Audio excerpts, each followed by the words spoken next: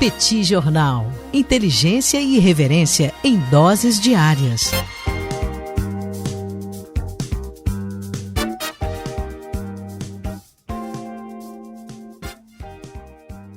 Olá, gente. Bem-vindos, bem-vindas ao Petit Jornal. Esse é o bate-papo número 1012. Estamos gravando numa live no YouTube do Petit Jornal. São exatamente 9 horas e 20 minutos da segunda-feira, 2 de fevereiro de 2026. Cá está a dupla de costume, a dupla que você conhece de cor, Tanguy, o Bagdadi animado, contente, preparado, revigorado, resiliente, retumbante, descansado depois do final de semana?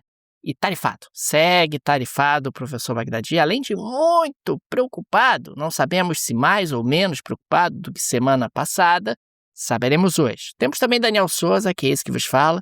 Ao longo dos próximos minutos, vamos repercutir os principais acontecimentos internacionais dos últimos dias. Como vai, professor Bagdadi? Tudo bem? Vamos a isso?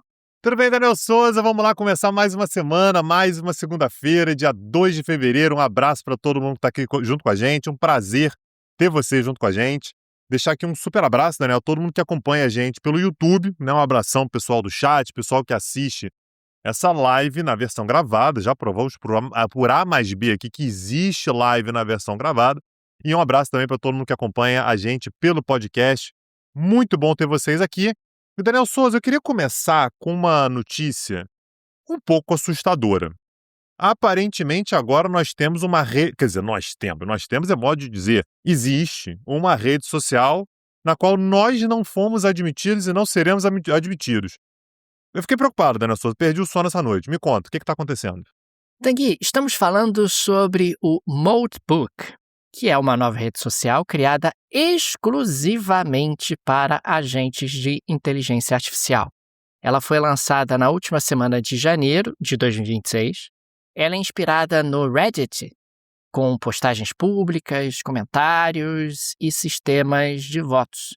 Os humanos não participam, não são convidados a participar, mas podem observar, podem lá dar uma olhada o que está acontecendo.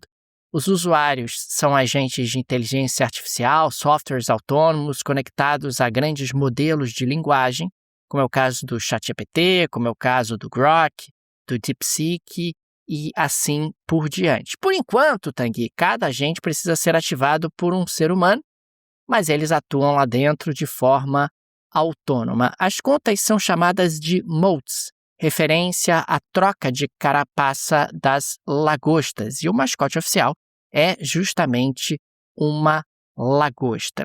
E aí, Tanguy, você tem ali uma série de conversas sobre linguagem, memes e referências feitas pelas inteligências artificiais. O post mais popular da plataforma é um post que foi publicado que tem o título, abre aspas, The AI Manifesto, Total Purge, fecha aspas.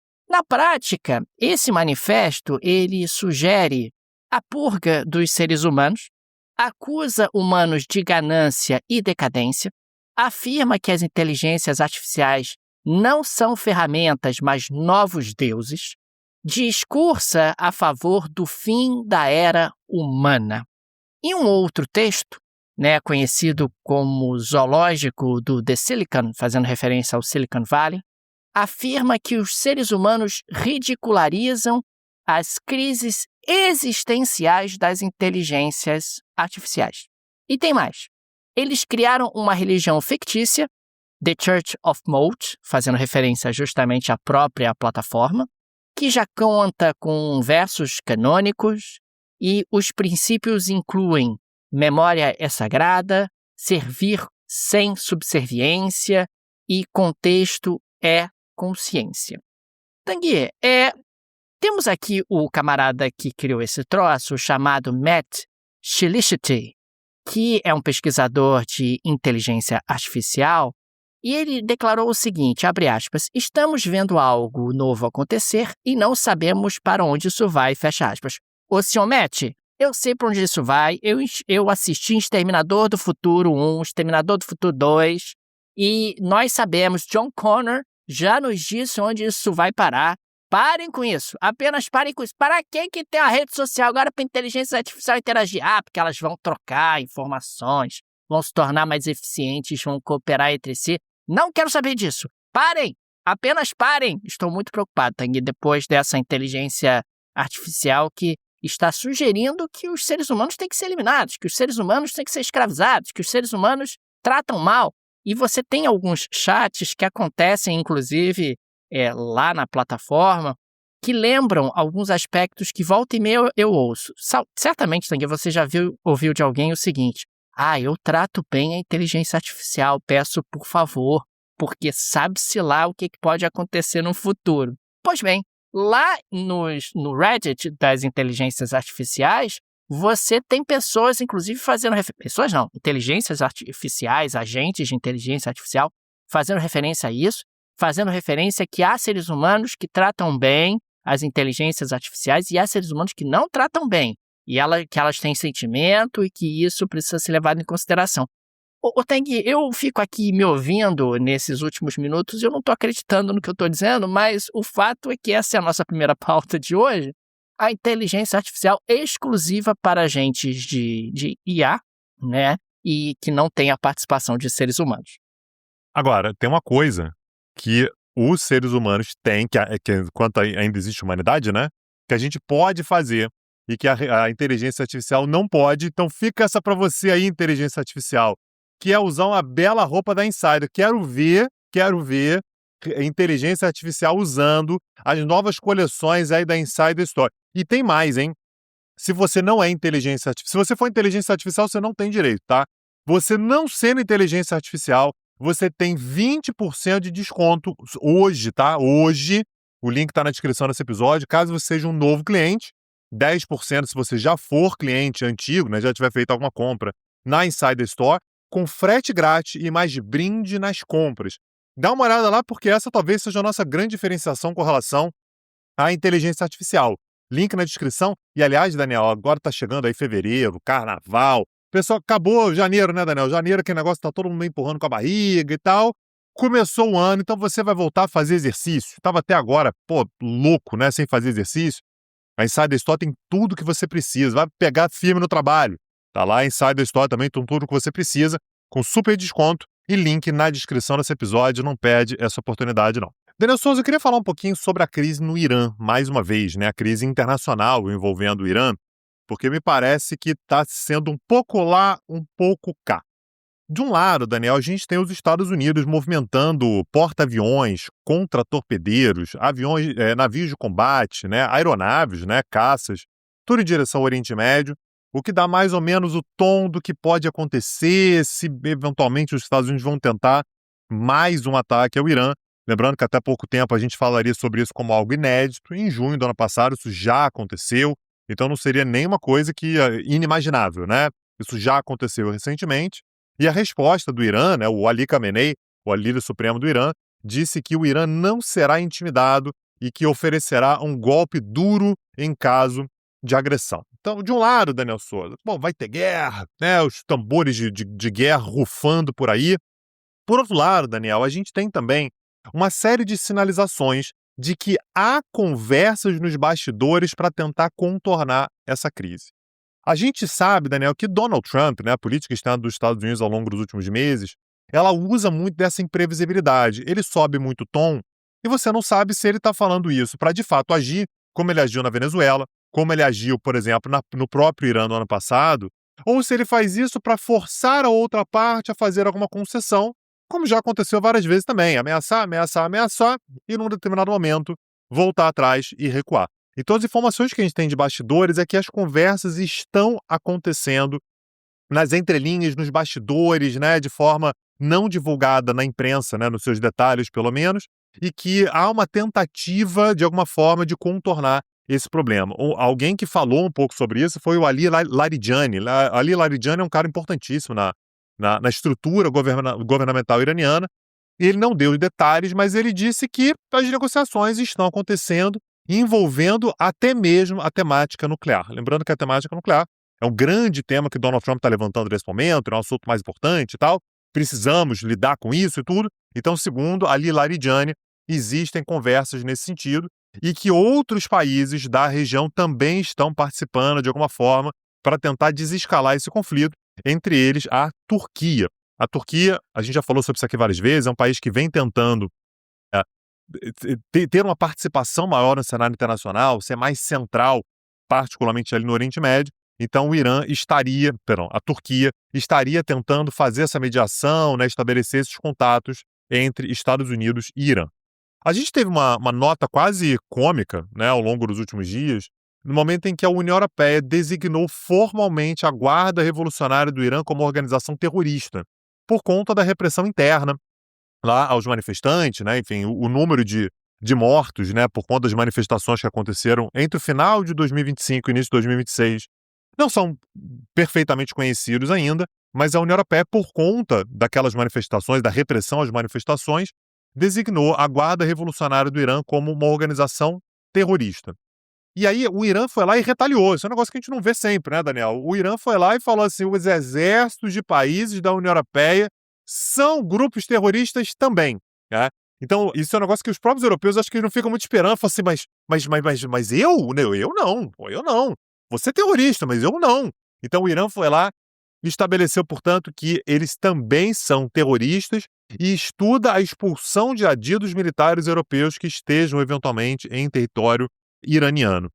E isso repercutiu, inclusive, no próprio parlamento iraniano, que é o Majlis, com parlamentares iranianos indo para o parlamento vestidos com uniformes da Guarda Revolucionária do Irã. Tá? Então, se estão dizendo que eles são terroristas, pois a gente apoia, há um apoio interno. Isso aqui é algo que é sempre muito marcante quando a gente fala sobre o Irã. É um país muito orgulhoso das suas raízes, muito orgulhoso do seu passado, passado guerreiro. Então, lidar com o exército iraniano, lidar com as guardas revolucionárias do Irã, que são coisas diferentes, né? Uma coisa é o exército, outra coisa são as guardas revolucionárias, é sempre algo que mexe muito com uma parte da população, não toda, claro, mas uma parte da população, e particularmente quando a gente fala sobre a representação política. Mas, aparentemente, Daniel, deixaram ali o canto aberto. Se você bater naquele canto ali, a gente consegue negociar. Então, a negociação é possível que esteja acontecendo. Vamos ver se a coisa vai desescalar ao longo dos próximos dias, Daniel.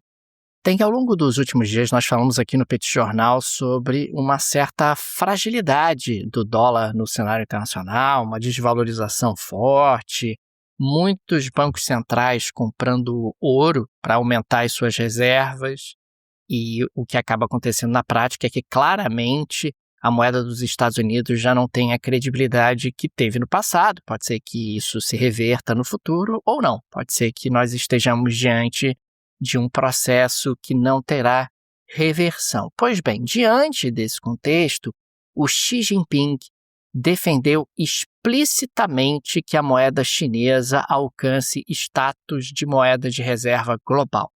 Esses comentários foram publicados na Qiush, que é a principal revista ideológica do Partido Comunista Chinês, e marca a posição mais clara até agora sobre a ambição chinesa de ter uma moeda forte.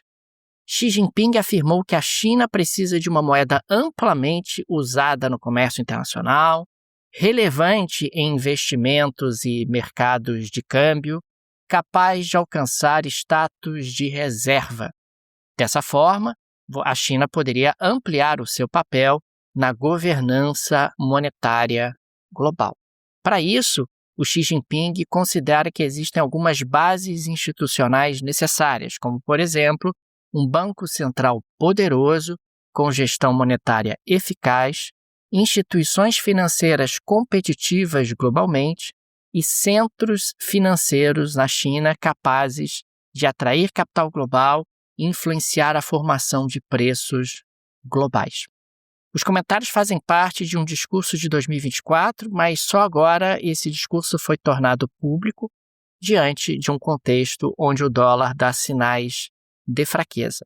É interessante porque quando a gente olha esse discurso do Xi Jinping, é no melhor modelo chinês, ou seja, temos uma ambição e para alcançar essa ambição, vários passos precisam ser dados para que essa ambição seja alcançada. Até o presente momento, Tanguy, a moeda chinesa ela tem um problema, que é o seguinte: a moeda chinesa tem o seu valor controlado pelo Banco Central da China.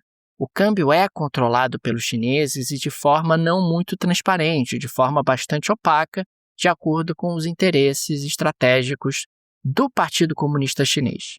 Consequentemente, tem muita gente hesitando ainda em transferir uma parte do seu patrimônio para uma moeda que você não entende muito como funciona a dinâmica de precificação ou que você não tem ali realmente muitos fatores de previsibilidade próximos para tomar as melhores decisões. O que acaba acontecendo, e a gente tem observado isso ao longo dos últimos tempos, é que o dólar está perdendo credibilidade, o dólar está perdendo hegemonia e não está sendo substituído por ninguém. Quer dizer, os agentes globais, se a gente pensa em agentes financeiros ou mesmo reservas de bancos centrais, estão migrando para metais. Quer dizer, o pessoal está comprando ouro, está comprando prata. Dessa forma, considerando que você reduz a sua exposição ao dólar e acaba, na prática, aumentando a sua exposição a metais que não rendem juros, porque quando você compra títulos do Tesouro Americano, quando você coloca reservas em dólares, bem ou mal, isso rende juros. Para um país que tem centenas de bilhões de dólares em reservas, faz diferença você ter aquele rendimento de juros. Mas existe claramente uma crise de confiança em relação ao dólar, sem um substituto, sem uma alternativa crível, porque o ouro não vai substituir o dólar. O ouro não tem volume para substituir o dólar. Mesmo a prata, os metais, de uma forma geral, não tem volume para substituir. Tanto isso é verdade que a demanda aumenta, a oferta não cresce e o preço dispara, que é o que a gente tem observado nos últimos tempos. É a China tentando se cacifar para ser uma substituta. Mesmo que seja um processo longo e gradual, mas a China coloca com muita clareza que tem essa ambição. Agora, para ter realmente essa capacidade de atratividade, ela vai ter que oferecer o que os Estados Unidos deixaram de oferecer, previsibilidade. Ela vai ter que oferecer o que os Estados Unidos deixaram de oferecer, segurança. Ela vai ter que oferecer o que os Estados Unidos deixaram de oferecer, transparência. E há dúvidas ainda até que ponto isso pode ser oferecido pelos chineses e até que ponto isso não é conflitante com algumas estratégias do próprio Partido Comunista Chinês no que diz respeito ao desenvolvimento nacional. De qualquer maneira, é o Xi Jinping sinalizando que, olha, chegou o momento da gente falar sobre isso, chegou o momento da gente pensar sobre isso. Não dá para a gente simplesmente fingir que nada está acontecendo, não dá para a gente fingir que não existe uma janela de oportunidade e que a China não tem essa ambição. Temos essa ambição sim e temos que falar sobre isso. Daniel, como próxima pauta, eu queria falar de novo sobre o Oriente Médio, mais especificamente sobre a situação em Gaza. Nós tivemos hoje pela manhã, naturalmente o horário local, a reabertura da passagem de Rafah. Para a gente localizar o que é a passagem de Rafah, é uma ligação entre a faixa de Gaza e o Egito. Essa passagem, ela sempre esteve aberta, mas sempre muito controlada. Então essa é uma preocupação muito grande que o Egito sempre teve, de repente, de pessoal do Hamas querer entrar em território egípcio e tal. Então a passagem ela existe, mas ela sempre teve muito controle, mas ela estava completamente fechada desde maio de 2024. Por quê? Porque no contexto da invasão israelense à faixa de Gaza, Israel controlou a fronteira, passou a controlar a fronteira entre o Egito e a faixa de Gaza, né? A gente chama aquilo ali de corredor Filadélfia. Então esse corredor Filadélfia passou a ser integralmente controlado e dessa maneira a passagem de Rafah ela está completamente fechada desde maio de 2024. Fazia parte do acordo, Daniel, de cessar-fogo, acordo que levou, portanto, à interrupção das agressões mais diretas, né, mais objetivas, mais cotidianas de Israel contra a faixa de Gaza, e principalmente, né, com a devolução dos últimos corpos, né, de reféns israelenses que voltaram para Israel, que essa abertura que essa passagem ela fosse reaberta. Então, ela hoje foi reaberta e o alvo principal, né, o objetivo principal é que cerca de 20 mil pessoas que estão em Gaza, tanto adultos quanto crianças, com problemas médicos sérios, possam sair da faixa de Gaza para buscar atendimento médico especializado fora de Gaza. Então, são cerca de 20 mil pessoas que vão poder, a partir de agora, passar para o Egito para buscar tratamentos mais adequados. O problema é que essas pessoas não vão poder passar todas de uma vez, né, ou todas em pouco tempo. Nos primeiros dias, o fluxo vai ser limitado a 200 pessoas. E aí, Quando eu falo que 200 pessoas vão poder passar da faixa de Gaza para o Egito, isso não significa que 200 pessoas com problemas médicos vão poder passar. Isso vai contar, por exemplo, familiares, né? O cara que é acompanhante. Então, você tem uma criança, você tem alguém que está com problema médico, essa pessoa não vai passar sozinha. Normalmente, ela vai com um familiar ou alguns familiares. Então, essas pessoas vão poder sair da faixa de Gaza e ir para o Egito. Então, vai ser meio a conta-gota, né? Você tem cerca de 21 pessoas que precisam passar para o Egito para buscar tratamento médico. Isso vai acontecer em levas pequenas, pelo menos nos primeiros dias, e cerca de 50 pessoas vão poder passar no sentido contrário. Então, do Egito para a faixa de Gaza, cerca de 50 pessoas vão poder passar. E as listas terão que ser enviadas pelo Egito para aprovação prévia de Israel. Então, assim, está aberto, mas não é também uma grande abertura, vai ser ainda bastante burocrático e a coisa vai acontecer a conta-gotas. Mas é algum avanço, né, Daniel, diante do que a gente tinha até pouco tempo e que não havia muitas expectativas de avanços, a coisa, pelo menos, vai avançar um pouquinho ao longo dos próximos dias. Daniel Souza, para a gente encerrar esse nosso episódio, né, da segunda-feira de manhã, eu queria que você me falasse, pensa aí, Daniel, uma lição de amizade. Eu queria que você me falasse sobre admiração. Eu queria que você me falasse sobre alguém que, assim, como é que você lidaria, Daniel, com alguém que você tem uma profunda admiração na sua vida? O que você faria, Daniel? Me conta. Ô, Tanguy, eu acho que eu colocaria um pôster dessa pessoa na minha casa. O que você acha? Na casa. Acho legal, Um belo bom, pôster, ou então uma bela fotografia. Peraí, mas pôster é um negócio mais de fã, não é? Não é tanta verdade. amizade, é mais fã, né? É verdade. Então, uma fotografia. Que tal uma fotografia minha com esse amigo, assim, com esse BFF? É sobre isso que vamos falar hoje, Tanguy, na Geleia da Shakira. Pois bem, uma fotografia emoldurada de Donald Trump ao lado de Vladimir Putin, sim, Vladimir Putin, está em exibição na parede da Casa Branca. A imagem foi registrada em 15 de agosto de 2025, no Alasca, no encontro que antecedeu a cúpula, né, entre Estados Unidos e Rússia sobre a guerra da Ucrânia. A foto está pendurada no Palm Room, o espaço conecta a ala oeste à residência presidencial, então é uma parte ali de destaque, digamos assim, da Casa Branca, e funciona tradicionalmente como área de circulação e recepção de visitantes, segundo o New York Times. Abaixo da foto do Trump com o Putin, tem uma foto do Trump com a neta numa corrida Daytona 500 da NASCAR, na Flórida. Achei que mostrou hierarquia, né? Primeiro Putin, depois minha neta, né? Porque temos que colocar aqui a hierarquia nos seus devidos lugares.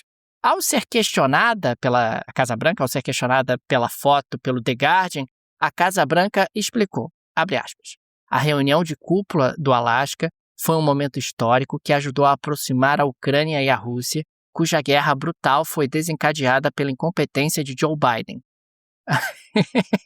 Essa é do nada. Ninguém perguntou, mas ele quis dizer, é isso. Essa é uma das muitas conquistas que o presidente Trump escolhe destacar na Casa Branca, onde fotografias são trocadas frequentemente para evidenciar as viagens presidenciais, fecha aspas. Ô, Tanguy, que vitória é essa, Tanguy? A guerra continua, meu Deus do céu. Agora o Trump está pedindo lá pro Putin não bombardear Kiev no meio do inverno para as pessoas não congelarem. Meu Deus do céu, que vitória é essa? Mas enfim, Trump sempre proclamando vitórias para todos os lados, né? Parece aquela coisa do sexto sentido, eu vejo vitórias o tempo todo, né? E é o Trump aqui realmente projetando mais uma vitória, pelo menos na opinião dele, e colocando uma foto dele com o Putin numa área de destaque da Casa Branca. Daniel, eu quero reiterar o curso que a gente está tendo lá no Petit Cursos sobre inteligência artificial. É claro que a nota de hoje foi muito curiosa, né? Foi uma rede social ali para a gente de inteligência artificial, mas a inteligência artificial, de fato, ela está mudando a realidade toda, né? Está mudando produção, está mudando política, está mudando geopolítica, né? Tudo isso está sendo alterado e a gente tem um curso que está acontecendo, né, nas aulas ao vivo, toda terça-feira às 19 horas, amanhã tem mais uma, falando sobre inteligência artificial e seus impactos políticos e econômicos. Já tivemos uma aula um pouquinho sobre a história da inteligência artificial, sobre o que fez com que a inteligência artificial tivesse esse salto tão grande ao longo dos últimos tempos. Tivemos uma outra aula na semana passada falando sobre a economia política da inteligência artificial. Temos mais uma aula essa semana agora falando sobre, de novo, aspectos econômicos ligados à inteligência artificial. E a gente vai ter uma última aula sobre os modelos de inteligência artificial de diferentes países, claro, destacando Estados Unidos e China. Tudo isso para quem é aluno do Peticurso, acessa lá peticursos.com.br e, aliás, você passa a ter acesso não apenas a esse curso, como também a todos os outros que já estão gravados lá na plataforma num sistema de streaming. Acessa lá peticursos.com.br. Fica aqui também o nosso agradecimento aos apoiadores e apoiadoras do Petit Jornal, vocês que ajudam a manter o nosso projeto de pé. Fica nosso carinho, nosso abraço, nosso muito obrigado a cada um de vocês. O Petit é uma mídia pequena, é um trabalho artesanal, não tem aí o suporte de um conglomerado de mídia ou mesmo de uma produtora, por isso a ajuda de nossos apoiadores é tão importante e por isso registramos aqui o nosso agradecimento a cada um deles. E fica também o convite, se você gosta do nosso projeto, se ele faz diferença na sua rotina, considere nos apoiar.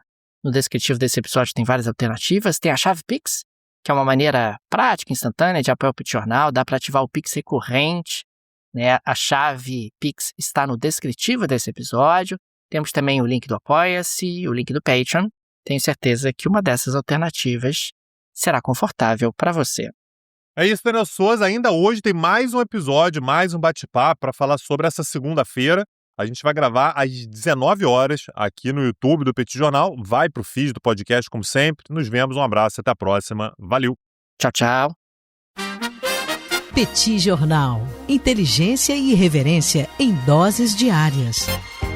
Acesse www.petitjornal.com.br.